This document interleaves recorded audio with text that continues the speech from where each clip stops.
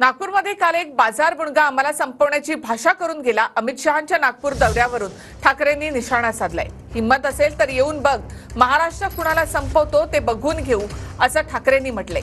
तर हिंदुत्व सोडून ठाकरेंनी स्वतःला संपवून घेतलं आहे अशी टीका बावनकुळेंनी केली। लाचारीमुळे लोक सोडून चाललेत, ठाकरेंनी आत्मपरीक्षण करावं, असा पलटवार बावनकुळे यांनी केलाय। काल जे बाजार बुडगे हा शब्द मी मुद्दामून वापरतोय, कोणतं तुम्ही तुमच्या लक्षात आला असेल, मला वाटतं नागपूरला येऊन गेला हा बाजार बुडगा। आणि आम्हाला खतम म्हणजे उद्धव ठाकरेंना खतम करा, पवार साहेबांना खतम करा, हिम्मत असेल तर येऊन बघ, कोणाला महाराष्ट्र खतम करतो ते दाखवून देतो।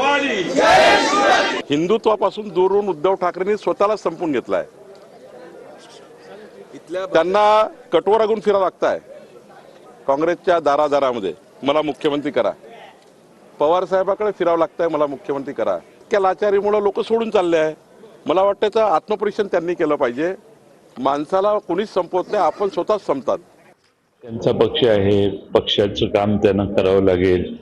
दुसरीकडे 2 निवडणुका चालू आहेत, काश्मीरमध्ये आणि हरियाणामध्ये।